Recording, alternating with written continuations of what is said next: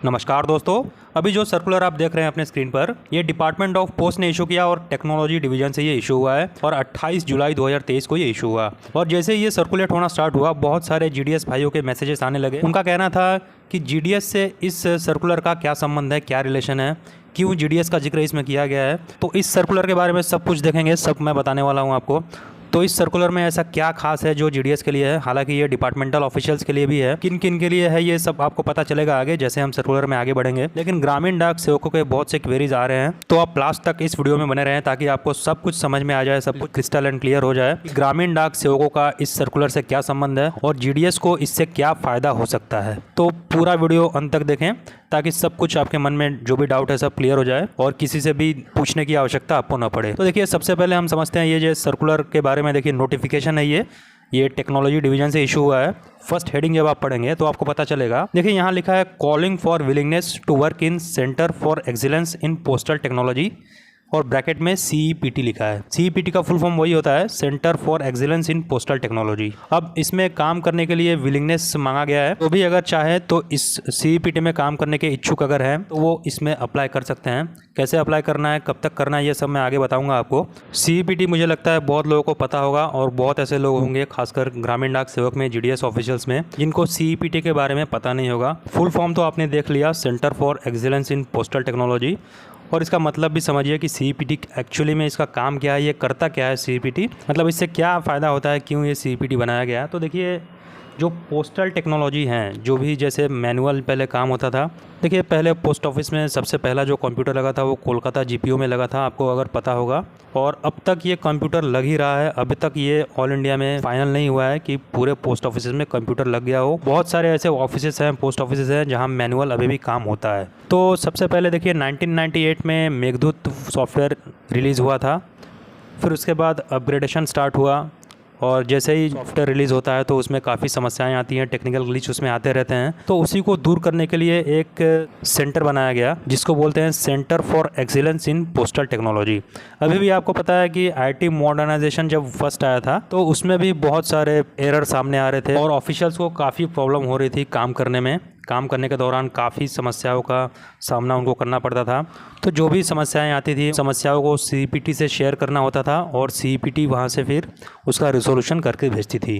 तो इसलिए सीईपीटी बहुत ज़रूरी हो जाता है, बहुत इंपॉर्टेंट रोल है सीईपीटी का। जो भी पोस्ट ऑफिस में जो टेक्नोलॉजी है पोस्टल डिपार्टमेंट में, उससे निजात पाने के लिए सीईपीटी का होना बहुत ज़रूरी है। अभी भी जो सैप में आप काम करते हैं उसमें भी काफ़ी टेक्निकल ग्लिच आते रहती है बीच बीच में, और जो बीच बीच में अपडेट होता है उसमें बहुत बड़ा रोल है सीईपीटी का। तो इसी को सीईपीटी नाम दिया गया है, centre for excellence in postal technology. Postal department में जो टेक्नोलॉजी है उसमें जो भी एरर्स आते हैं उसको टैकल करने के लिए एक सेंटर बनाया गया, तो उसी को बोला गया है centre for excellence in postal technology. देखिए, इसमें जाने के लिए सीईपीटी में काम करने के लिए आपके पास क्या क्या स्किल्स होनी चाहिए, तो इस सेकंड पॉइंट में दिया गया है। These activities require specific skills, the skill set, knowledge of the tools and applications required are detail in annexure 1 and annexure 2। Total 91 seats है ऑल ओवर इंडिया में जितने भी सीईपीटी हैं, और कितने सीईपीटी हैं तो वो भी आपको इस वीडियो में आप बने रहें, आपको सब कुछ पता चलने वाला है। यहाँ पर देखिए 91 सीट्स है ऑल इंडिया में, और जो सिलेक्शन प्रोसेस है थर्ड पॉइंट में दिया गया है, application and selection process. Interested officials में register their willingness in the website at, ये जो वेबसाइट दिया गया है यूआरएल, इसी पर जाकर आपको रजिस्टर करना है और ये 31/7/2023 से एक्टिव हो जाएगा। ये जो यूआरएल दिया गया है ये 31/7/2023 से एक्टिव हो जाएगा। और लास्ट डेट जो दी गई है सबमिशन की वो 12/8/2023 है। 12 तारीख तक आपको इसमें हम ऑनलाइन अगर अप्लाई करना चाहें तो आप कर सकते हैं। अप्लाई करने के बाद जो भी जिनका भी सिलेक्शन होगा उनको एक स्पेसिफिक ट्रेनिंग दी जाएगी to brush up their skills on the chosen technologies shall be provided through experts from industry.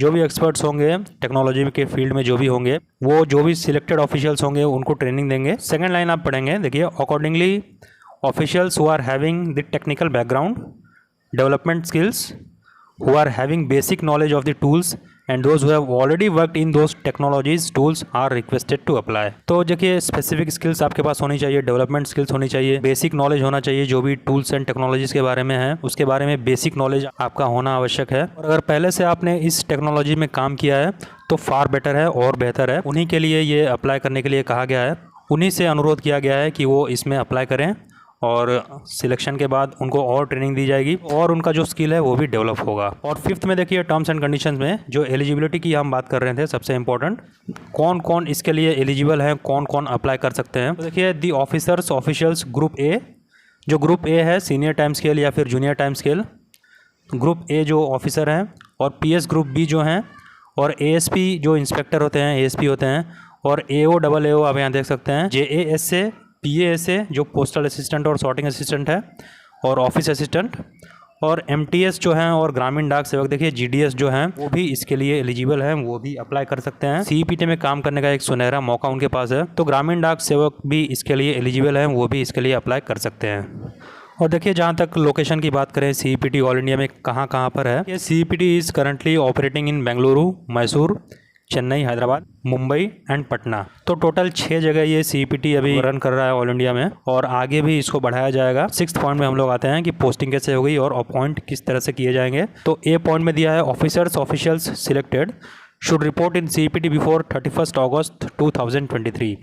31/8 के पहले आपको रिपोर्ट करना है सीईपीटी में, अगर आपका सिलेक्शन हुआ है तो। वैसे अप्लाई तो आपको 12 तारीख तक करना था, 31/7 से हमने देखा, अभी कहाँ उस पॉइंट को हमने देखा था, हाँ यहाँ देखिए, यहाँ 31/7 से 12 तारीख तक आपको अप्लाई करना है। उसके बाद अगर आपका सिलेक्शन हो जाएगा तो आपको 31/8/2023 से पहले वहाँ पर जाकर रिपोर्ट करना है। जिस सीईपीटी के लिए आपने अप्लाई किया है और आपका सिलेक्शन हुआ है, तो 31 तारीख से पहले वहाँ पर जाकर रिपोर्ट करना है आपको। और बी पॉइंट में है officers will be posted either on the establishment of CEPT और ऑन अटैचमेंट बेसिस। सपोज करिए आप किसी दूसरे डिवीजन में काम करते हैं और सीईपीटी एक है, तो वहाँ पर फिर आपको अटैचमेंट बेसिस पे लिया जाएगा, या फिर जो इस्टेब्लिशमेंट होगा सीईपीटी में, जो इस सैंक्शन स्ट्रेंथ होगा उसके हिसाब से भी आपको लिया जा सकता है। और सी पॉइंट में देखिए officials posted on establishment will be drawn by CEPT, जो अगर सैंक्शन स्ट्रेंथ के हिसाब से जिनका अपॉइंटमेंट होगा उनकी सैलरी या फिर जो भी अलाउंसेस मिलते हैं वो सब सीईपीटी से ही उनको मिलेगा, दिया जाएगा। अगर कोई अटैचमेंट बेसिस पे होता है, जैसे यहाँ डी पॉइंट में दिया गया है office posted on attachment basis will draw the pay and allowances including HRA and TA from there parent unit. जो उनका डिवीजन है, जिस यूनिट से वो अटैचमेंट बेसिस पे इसमें आए हैं, उसी यूनिट से, उसी डिवीजन से उनका जो एचआरए है, सैलरी जो भी मिलता है, अलाउंस वगैरह, वो सब पेरेंट यूनिट से मिलेगा, मतलब पेरेंट डिवीजन से ही मिलेगा। लेकिन आगे इसको चेंज भी किया जा सकता है, जो भी अटैचमेंट होंगे उनको परमानेंटली सीईपीटी में सेटल कर दिया जाएगा। और रूल का हवाला दिया है SR 59 ऑफ FRSR पार्ट 2, उनको परमानेंट भी सीईपीटी में, अगर उनका काम अच्छा है तो उनको परमानेंटली सीईपीटी में रखा जा सकता है, और सीईपीटी से ही उनका जो अलाउंसेस है, जो सैलरी है, वो पेरेंट डिवीजन से ना होकर सीईपीटी से ही उनको भी मिलना स्टार्ट हो जाएगा। कॉपी में आप देख सकते हैं दिया गया है यहाँ पर सबको। तो एक अच्छी अपॉर्चुनिटी है, अगर कोई स्किल के बारे में नॉलेज है, अगर टेक्नोलॉजी बैकग्राउंड है, तो एक अच्छा अपॉर्चुनिटी इसको बोलेंगे। जो भी डिपार्टमेंटल ऑफिशियल्स हैं या फिर जो ग्रामीण डाक सेवक भी है, सबसे अच्छी बात इसमें देखिए जो जीडीएस है उनको भी मौका दिया गया है। ऐसा नहीं है कि ग्रामीण डाक सेवक को इससे वंचित कर दिया गया है, ग्रामीण डाक सेवकों को भी इसमें शामिल किया गया है। तो उनके लिए भी अच्छी न्यूज़ है, अगर वो चाहें अपने स्किल्स को बढ़ाने के लिए वो इसमें आ सकते हैं, बहुत कुछ सीखने का मौका मिलेगा अपने करियर में। तो आज के वीडियो में इतना ही, मिलेंगे नए अपडेट के साथ।